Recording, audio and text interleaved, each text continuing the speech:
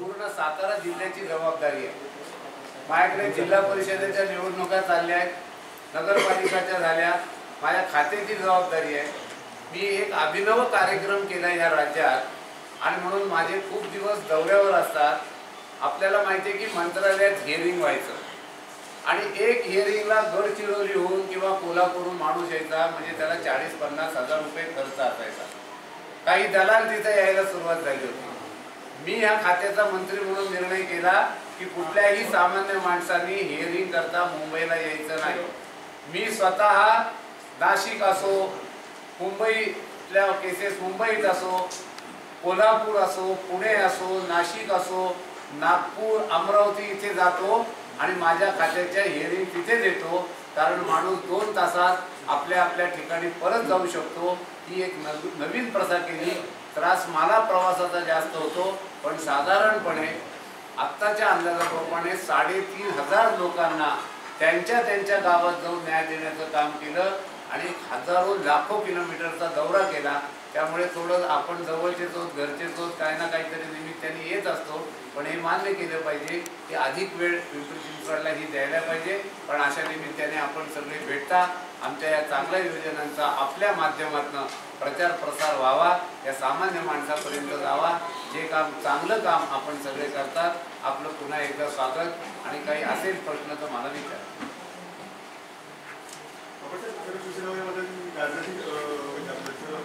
शिवसेनेच्या बाबतीतले सगळे प्रश्न आपण शिवसेनेला विचारा।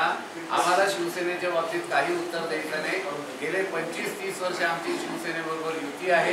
इथे युती करण्याचा आटोकाट प्रयत्न आमच्या अध्यक्षांनी आणि आमच्या सगळ्यांनी केला, पण त्यांचं काय धोरण आहे? आमच्याकडे सामूहिक निर्णयाची प्रक्रिया आहे, राज्यात असो, केंद्रात असो, नाहीतर पिंपरी चिंचवडमध्ये असो। त्यांच्या काही सिस्टीम्स वेगळ्या आहेत, त्यामुळे भारतीय जनता पार्टीने युती तोडली नाही। उद्धवजी ठाकरेंनी घोषणा केली की मी युती तोडत आहे, त्यामुळे युती संदर्भात का तुटली? आम्हाला तर करायची होती, आम्ही तयार होतो, आमच्या याद्या तयार होत्या, आमचं वाटप फायनल झालं होतं, पण मुंबईतली युती न झाल्यामुळे त्यांनी फार पुढाकार घेतला नाही आणि म्हणून दुर्दैवाने आम्हाला एकटं लढावं लागतं। पण त्या निमित्ताने एकदा होऊन जाऊ द्या, आमची ताकद करेल, त्यांची ताकद करेल, जी आपण विधानसभेच्या निवडणुकीत पाहिली। 3 नंबरचा पॉईंटवर इस्रायल देशाच्या धर्तीवर शाळा उभारली असं आहे की असं आहे, तुम्हाला तर मी एकदा ऐका ना, मी तुम्हाला घेऊन जातो। इस्रायल हे छोटं चिमुकलं राष्ट्र आहे, आजूबाजूने सगळ्या शत्रूंनी वेढलाय। शाळेपासून कॉलेजपर्यंत आणि नोकरीला लागले तरी अलर्ट झाल्यानंतर ते सगळं फेकून देशावर संकट आलं तर 2 तासात कपडे घालून तिथला प्रत्येक नागरिक सैनिक म्हणून उभा राहतो। त्याचं बाळकडू त्याला शाळेपासून मिळतं। शाळेत आपल्या घरातला परिसर देखील ड्राय ठेवायचा नाही। तिथे कायदा आहे की जो जमीन मोकळी ठेवेल त्याच्यावर गुन्हा दाखल होतो। तुम्ही हिरवळ लावा, झाडं लावा, फुलं लावा। आणि म्हणून इस्रायलचं शैक्षणिक धोरण हे इतकं चांगलं आहे, त्याचा आम्ही प्रचार प्रसार करू। पण मी अभ्यासाची गरज असं वाटतं, कारण त्यांच्या इथं 18 वयापासून माझं मिलिटरी ट्रेनिंग आहे ना, ते म्हणतात की गन हातात धरा, की गन एवढ्या करता हातात धरा की त्यांच्यावर बॉम्ब जर लोक मारून त्यांना टाकणार असतील तर त्याला आता गन ठेवावीच लागेल स्वसंरक्षणाकरता। आणि म्हणून इस्रायल हे एक आदर्श राष्ट्र आहे जगातलं, छोटं राष्ट्र आहे, संख्येने कमी आहे आणि तरी पण जगतंय, लढतंय आणि कृषी खात्यात आणि एकंदर संरक्षणाच्या बाबतीत फार मोठी क्रांती केली आहे। जे चांगले त्याचा आदर्श ठेवावा म्हणून आम्ही म्हणतो की त्याच्याप्रमाणे आपण करू। तुम्हाला घेऊन जाऊ आपण बरोबर।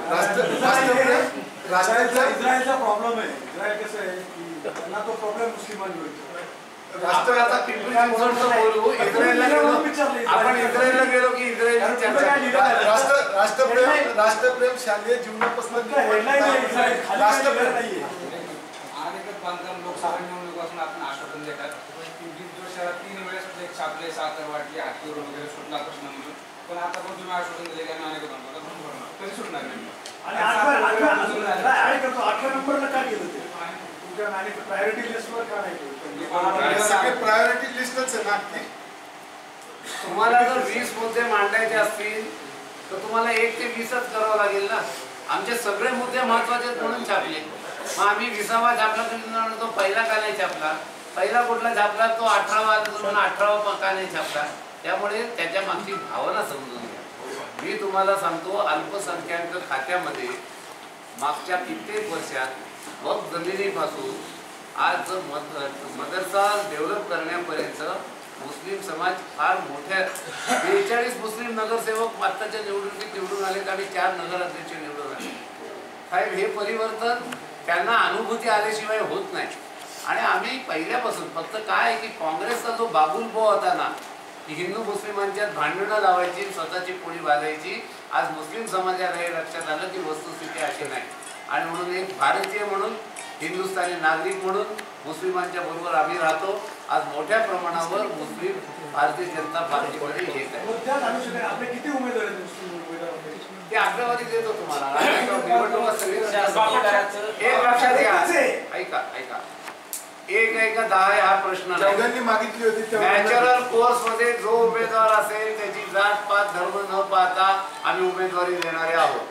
पण आता मुस्लिमांचं बेगडी प्रेम दाखवायचं म्हणून उचलून कोणाला तरी अण्णांनी तिथे उभा केला आणि पडल्यावर परत तुम्हीच आम्हाला विचारणार की पाडण्याकरता त्याला उभा केला होता का. तर नॅचरल कोर्स मध्ये असेल त्याप्रमाणे आम्ही कुठल्या जातीला असा वेगळा आधार देत नाही, कुठल्या धर्माला असा वेगळा. त्या भागात निवडून येण्याची क्षमता, त्याची लोकप्रियता आणि एकंदर 4 गोष्टी तिथल्या ज्या असतात विकास कामाच्या, तो केंद्रबिंदू मानून आम्ही दिले. आता मी पुण्यात 4 जणांना दिले, समजा काय असेल तो ना, पण आधी 0च होतं, आता 5 आहेत आणि बाकीचे दिले त्यातले येतात किती बघा. मग आझमबाई सारख्यांना आम्ही प्रवेश दिला मोठ्या मनाने, कारण आम्हाला असं वाटतं की या धर्मामध्ये परिवर्तन होतंय, शिक्षणाचा प्रसार अधिक झाला पाहिजे. असं नाही म्हटलो आम्ही, ते चांगलं केलं त्याचं स्वागतही केलं पाहिजे आणि तुमच्या ज्या सूचना आहेत त्याचा विचारही करू. बापट साहेब, भाजपचा जाहीरनामा प्रसिद्ध झालेला आहे, पण त्याच वेळी शहरामध्ये दुसराही एक निर्धार जाहीरनामा प्रसिद्ध झालेला आहे, खास करून भोसरीमध्ये. तो त्यांनी वेगळा का केला? एकूण आता सांगितलं, एकट्या भोसरीत नाही, मी आता चिंचवडचा वेगळा जाहीरनामा काढतोय, पिंपरीचा वेगळा जाहीरनामा काढतोय. आम्ही तर 41 प्रभागाचे जाहीरनामे वेगळे काढले. शेवटी नियोजन हे खालच्या पातळीवर करावं लागतं. त्या प्रभागात ग्राउंड किती आहे, टॉयलेट्स किती आहेत, दवाखाने किती आहेत, ज्येष्ठ नागरिकांना विरंगुळा केंद्र आहे की नाही, हे सगळं प्लॅनिंग एका जाहीरनाम्यात छापता येत नाही 132 वॉर्डांचं. आणि म्हणून केवळ भोसरी नाही तर असं वेगवेगळ्या स्तरावरचे जाहीरनामे काढून त्याची अंमलबजावणी करणार आहे आपण. अर्थातच हे सगळे जाहीरनामे तुम्ही म्हणता वेगवेगळ्या पद्धतीने काढणारा, त्याचं एकत्रित प्रसिद्ध करता आले असते ना. असं आहे, हे एक शहर म्हणून आमचं दृष्टी काय आहे त्याचं टोकन असतं, लक्षात ठेवा. सगळ्या पक्षाचे जाहीरनामे बघा, साधारणपणे 50-60% एकच असतं. स्वच्छता, आरोग्य, रस्ते, क्रीडांगणं, सामान्य माणसाच्या सुखसोयी, पाणी.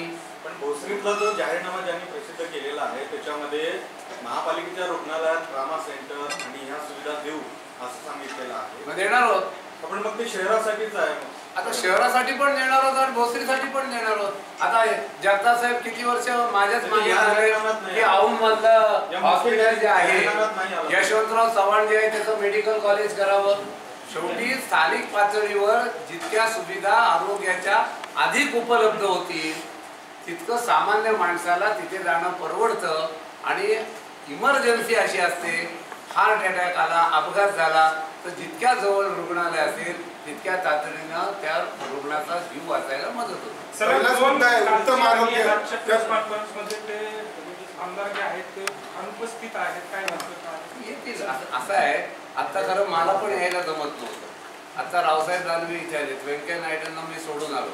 मी तर खरं यांना म्हणत होतो की बघा, पण मला असं वाटलं की नाही, म्हणून आम्ही व्यंकय्या नायडूंचा कार्यक्रम एक कमी केला आणि त्यांना सांगितलं की इकडे येते. त्यामुळे सगळे नगरसेवक आहेत का, आमदार आहेत का, पदाधिकारी, शेवटी आमचं सामूहिक नेतृत्व आहे आणि सगळ्या कार्यक्रमात ते असतात. तुम्हाला अपेक्षित आहे तसं काही होणार नाही, सगळे एकत्र काम.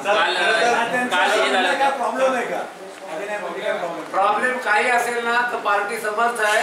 आपण फार लक्ष आपल्या कामात घाला, आमच्या कामात लक्ष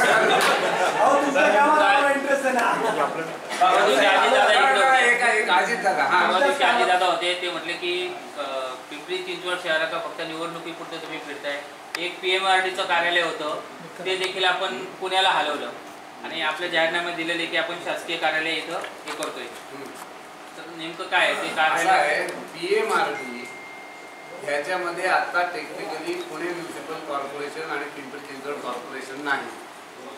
PMRDचं मोठं ऑफिस येरवड्याला होतंय, बांधकाम चालू झालंय, माझं ताब्यात आली जागा 14 कोटी रुपये घेऊन मी केलं. PMRD ही 2 नगरपालिकांच्या क्षेत्राच्या बाहेर 778 स्क्वेअर किलोमीटरचा एरिया आहे. बारखेड, राजगुरू, भोर सगळ्या भागातला. कारण आम्ही पुढच्या 50 वर्षाची डेव्हलपमेंट पाहतोय आणि म्हणून कार्यालय एका टोकाला आहे. आता औंधमध्ये आपण केले, स्वतःची इमारत आम्ही बांधतो आणि आता वेगवेगळ्या खात्यांच्या शाखा सुरू होतील. PMRDचं काम अत्यंत उत्तमपणे चाललंय. जी PMRD 20 वर्ष या काँग्रेसवाल्यांनी दाबून ठेवली दादा आबांच्या भांडणामध्ये, आम्ही 1.5-2 वर्षामध्ये PMRD कार्यान्वयीत आणली. काय नव्हता झाला त्याची अंमलबजावणी, तर याचा अध्यक्ष कोण व्हायचा. मी पहिल्या दिवशी मुख्यमंत्र्यांनी सांगितलं, साहेब तुम्हाला जे करायचं ते करा, पण PMRDचं काम आता सुरू करा. आणि मुख्यमंत्र्यांनी 2 महिन्यामध्ये निर्णय घेऊन PMRDचं काम सुरू केलं. आज एअर फोटोग्राफीतला आमचा सर्व्हे झाला, आज रिंगराऊंडचा सर्व्हे होऊन DPR फायनल स्टेजला आला, आज मेट्रो सुरू झाली. ही कशाची लक्षणे आहेत? ही PMRDच्या माध्यमातून विकासाची कामं केल्याची लक्षणे.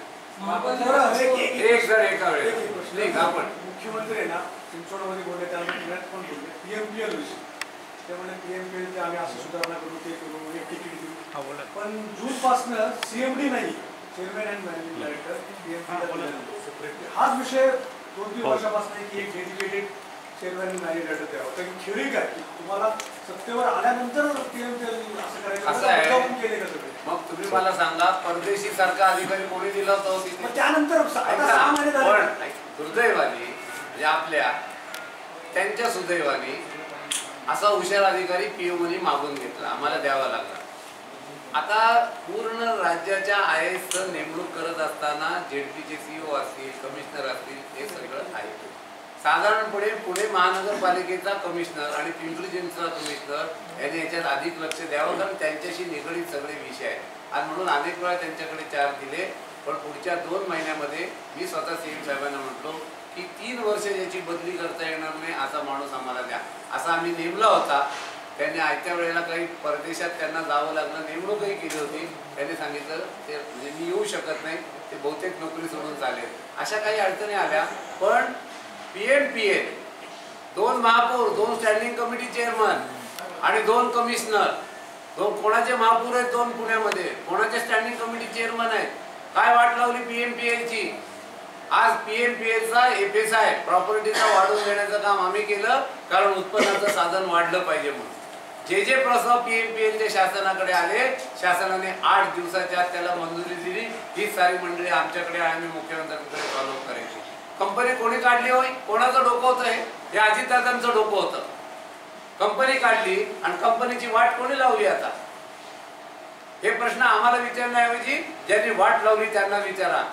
आम्ही PMPLला वाट करून देतो लोकांना जाण्याकरता, बसेस ज्यादा खरेदी करतो, भाड्याने घेतो, उत्पन्नाचं साधन. आता रेड सिग्नल दिलाय तुम्ही, कसला CMD नाही म्हटल्यानंतर बॉसच नाही त्यांना. असं नाहीये. याचा अधिकार हा कमिशनरांना दिलेला असतो. तिथे कामं चालू आहे, प्रगती पथावर आहे.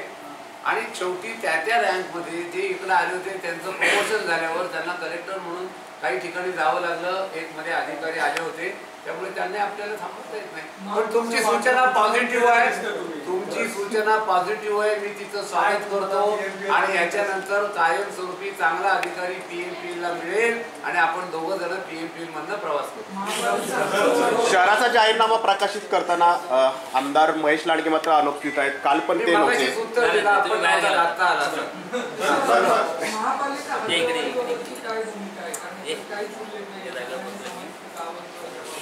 नाही, एक तुम्हाला मी सांगतो की मोठ्या प्रमाणावर होणारं नागरीकरण, विशेषतः ठाणे वगैरे ज्या भागात